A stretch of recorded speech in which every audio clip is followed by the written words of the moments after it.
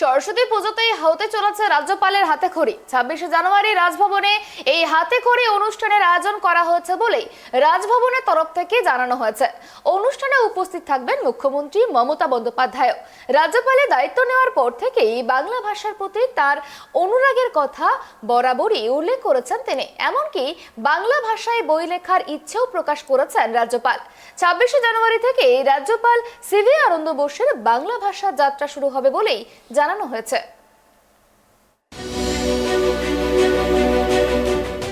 হাতে আর মাত্র কয়েকটা দিন, আর তারপরেই বাংলা জুড়ে সরস্বতী পুজো। আর এই সরস্বতী পুজোকে কেন্দ্র করে ভিড় দেখা যাবে কচি কাচাদের। ইতিমধ্যেই শুরু হয়ে গিয়েছে উৎসবের আমেজ, চলছে মণ্ডপ তৈরির কাজ। সরস্বতী পুজোর দিন স্লেট আর চক হাতে বাচ্চাদের হাতেখড়ি বাঙালির খুবই চেনা ছবি।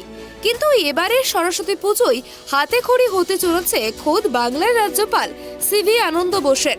এবছর সরস্বতী পুজোয় হাতেখড়ি হবে বাংলার রাজ্যপাল সিভি আনন্দ বোসের।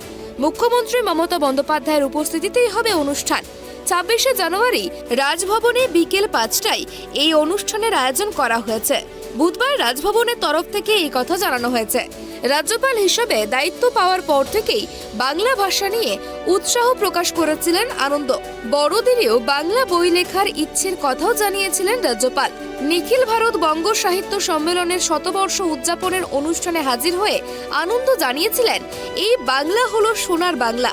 এখানে শিল্প, সাহিত্য, সংস্কৃতির অনেক চর্চা হয়। রবীন্দ্রনাথ ঠাকুরের কাবুলিওয়ালা গল্প আমি পড়েছি। ছোট মেয়ে মিনির চরিত্রটাও আমার মনে দাগ কেটে যায়। রাজ্যপালের সংযোজন ছিল, আমি বাংলায় একটা বই লিখব। বাংলার এই সাহিত্য ও সংস্কৃতির সঙ্গে আমি অনেক দিন ধরেই পরিচিত। আমাকে এই বাংলা বহু কাজে উদ্বুদ্ধ করেছে। আমি বাংলার দত্তক পুত্র। বাংলা আজ যা ভাবে গোটা দেশ সেটাই ভাবে। আগামী দিনে এই বাংলাই ভারতকে পথ দেখাবে। শুধু নিজের কথাই নয়, নিজের পরিবারের বাংলার প্রতি অনুরাগের কথাও বিভিন্ন জায়গাতেই বলতে দেখা গিয়েছে আনন্দকে। বলেছেন, চেহারায় মালায়ালি হলেও তিনি মন থেকে বাঙালি। বাবা সুভাষচন্দ্র বসুর ভক্ত ছিলেন বলেই তার নামের সঙ্গে বোস জুড়ে গিয়েছে। রাজ্যপাল পদের দায়িত্ব পাওয়ার পরেই আনন্দ জানিয়েছিলেন তিনি বাংলা শিখেছেন। রবীন্দ্রনাথ ঠাকুরের একনিষ্ঠ পাঠক বোস শপথ করেছিলেন রোজ একটি করে নতুন বাংলা শিখবেন। ধীরে ধীরে ভাঙা বাংলাতেই কলকাতার মানুষের সঙ্গে কথা বলার চেষ্টা করবেন। এবার সেই আনন্দের বাংলা ভাষায় হাতেখড়িও হতে চলেছে।